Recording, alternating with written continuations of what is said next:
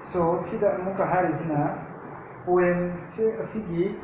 mari suba stanza sida amuka harisina as I embrace slumber, the eyes of the night watch over me. The eyes of the night watch over me harise sida harise mana ahing duda tumthaba matamda slumber harise rest over matamda tumba matamda ko mana ahing duda tumthaba matamda mana ahing duda tumthaba matamda rest over matamda di the eyes of the night watch over me. Nungdangi mamit sing aduna mamit nungdangi mamit sing haise kari no haba manda the stars, all the stars ko maya star thawan ni chak mayam ngaliba stars mayam do eyes of the night ne ba ko eyes of the night ne ba ko man poem na haise stars mayam sing buni ba ase eyes of the night haise man ahing da tum thaba matam di potha tum thaba matam di hauji ahing da mana ahing dugi mamit sing haibadi stars mayam sing makoi di manga kathariba mayam sing da magi mabu ngak sinbi yeng sinbi haiba ko stars mayam duna ko mabu kari duna mabu haise lai adubu aduga amuka and as I awaken I stare at the sun which is the only eye of the day amuka hai and as I awaken mana amuka haugatpa matamdi ma se numit amagi nong magi amakatang ngairaba mamit oiriba numit adubu numit ay sun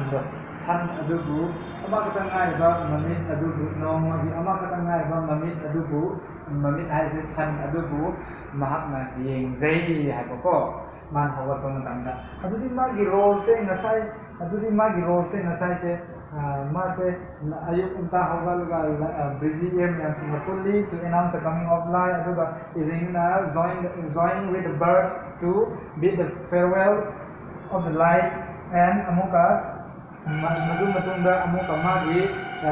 phajadaba magi quality magi characters ko amuka decorate with my beautiful colors harido amuka here is scented with my fragrance magi nungsiba manamuduna chariba humdiba nungsit mayam maratuga magi nungsiba manamtu yawi matang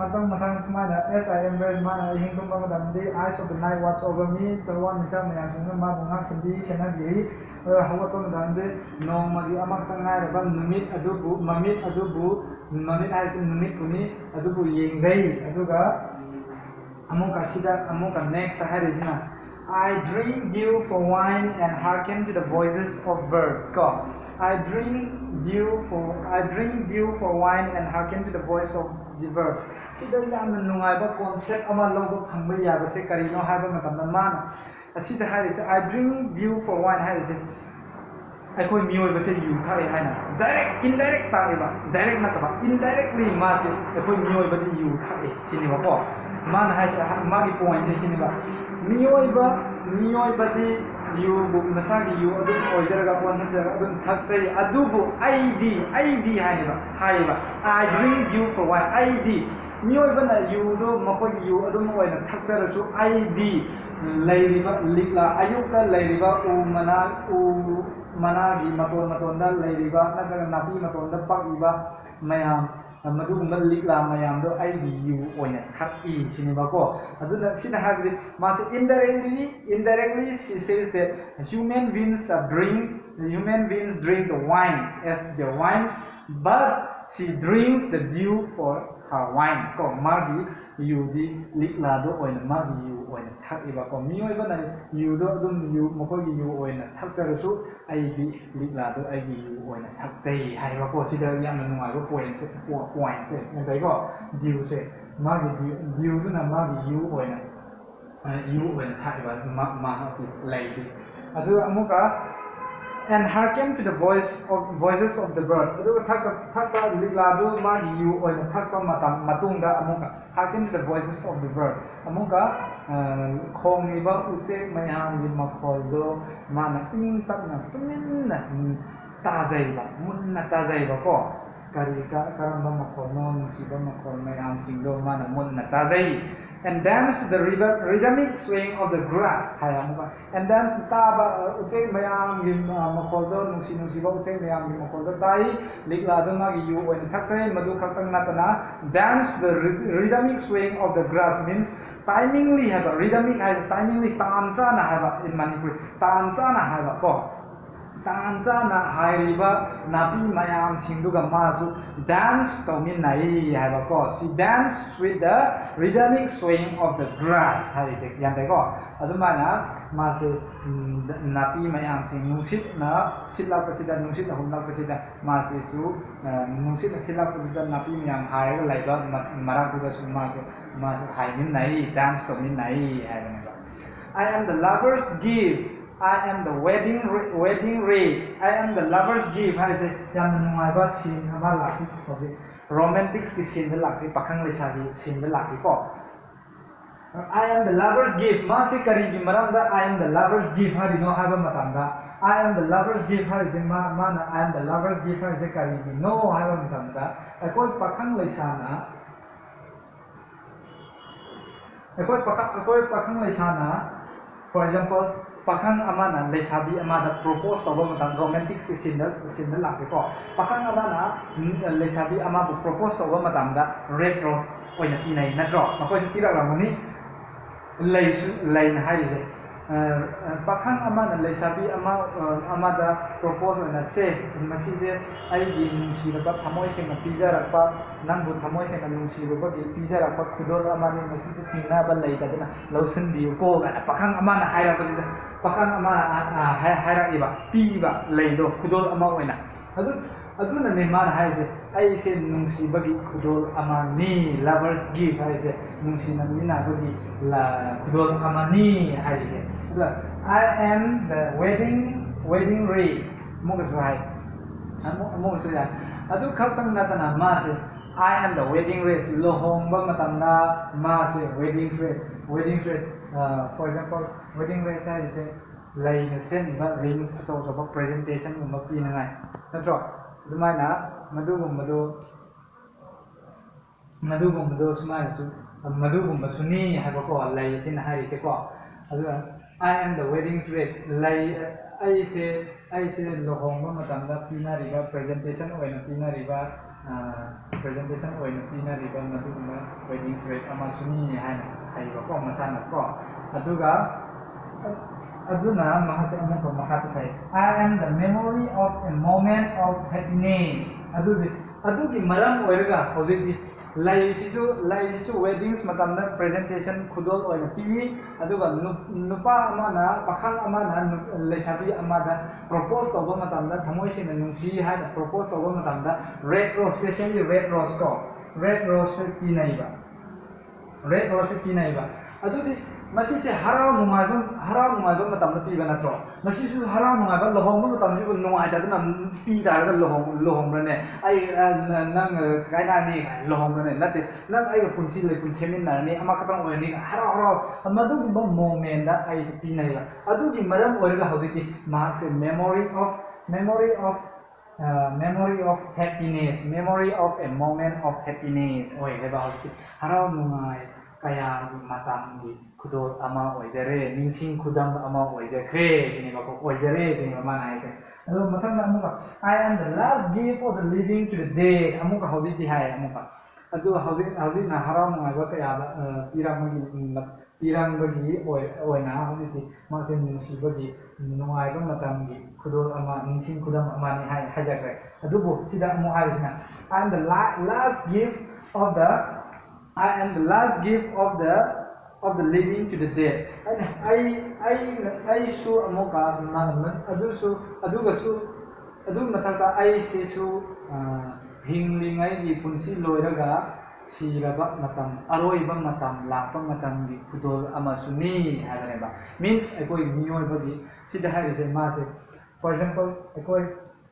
mi ama sire hai se siba matamda lai se katsai ekoina natro for example ijam erabo siba matam siba numit irabo de ga ekoi lai katsai natro adumana natraga mi ama hida siba matamda ekoi se lai katsai ba ꯂꯩꯀꯠꯆꯩ ꯈꯨꯗꯣꯜ ꯑꯃ ꯑꯣꯏꯅ ꯂꯥꯁ ꯈꯨꯗꯣꯜ ꯑꯃ ꯑꯣꯏꯅ ꯑꯔꯣꯏꯕꯒꯤ ꯈꯨꯗꯣꯜ ꯑꯃ ꯑꯣꯏꯅ ꯄꯤꯖꯩꯕ ꯀꯠꯆꯩꯕ ꯑꯗꯨꯒꯤ ꯃꯔꯝ ꯑꯣꯏꯅꯕꯨ ꯃꯥꯁꯦ I am the last living gift of to the day ꯍꯥꯏꯔꯦ ꯃꯥꯁే gift ꯑꯔꯣꯏꯕꯒꯤ ꯃꯇꯝꯒꯤꯁꯨ ꯈꯨꯗꯣꯜ ꯑꯃꯅꯤ ꯍꯥꯏꯕ ꯑꯗꯨꯒꯤ ꯃꯔꯝ ꯑꯣꯏꯅ ꯑꯃꯨꯛꯀ ꯍꯥꯏ I am a part of joy and a part of sorrow ꯑꯗꯨꯒꯤ ꯃꯔꯝ ꯑꯣꯏꯅ I am a part of joy part of sorrow haraubagi matamdagi khudol amasuni aduga nungaitabagi matam khudol suni haise karino haiba ngasai red rose pakang amana lesabi amara propose tawba matamdagi harauba nungaiba matamdane natro ado weddings matamdagi harauba nungaiba matamdane part of joy ne natro adudi hoji mi asi ana yawrakpa matamda last kaina da matamdasu si nungaitaba matamdane natro mi siba matamna ekoi lai kachariba adudi part of joy ore si part of sorrow oireba aduna ai hakse part of joy gisumi part of joy harauba gi matam gisu kudol ama oijai do nuai do gi matam kudol ama su oijai hajarani bama amu makata tasi but I look up to see only the light adu oire amabu oire adu meyam do oijaraga su I say aigi mangal da khatang uzangai means magi positive attitude to magi positive thinking do mana aphabagi rom da khatang khallaga future da lagaba manga thengna ga do ribo mayam sing bi dama khatang magi positive thinking ga loina adum yeng da chatli like oina like hai se positive thinking magi aphaba sing lagaba mayam sing do khatang yeng da chatli haiba but she never and never look down to see my shadow my shadow I say mommy hai amambado natro amambado magi amamba hai basibu mana hana soiram graba mana hana oiram graba mana hana jinji ram graba mana kari phataba tawram graba mayam singdo ai kan khanbide ai kan thosabide ai kan madugi damaka ninghan jaba kan laite adubu hauzik mangda lakadoriba thengnagdoriba ai punsi gi maramda khaktang ai adum angan badu galloina na means positive thinking ga loina na aphabagi romda khanba galloina na ma se adum khalga chatli ai hana chatkhaba matam dugi soiram khaba natraga chatkhaba matamda lalam khaba madu singdo ai kan khande dubu lakadoriba tangni ai ne yenga chatli se sinma ko this is wisdom which man must learn aduna ahawda ai na ngasai ha ki do sidi lesson na yam moral akoi lai asida ki khangai darka lai hari se si masimak sini aina laina hai sini ba masimak sini aina miyoiba nakoi mayam da su khanghan janing ba se aingon lohanning ba se masimak sini hai kai ko si sini so with this few explanation I would like to conclude for today's topics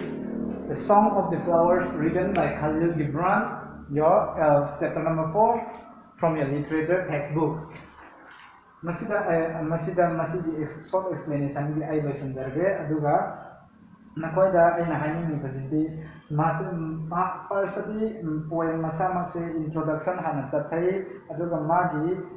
nungaiba matam kari tawrapa getpa tawrapa konsi tawrapa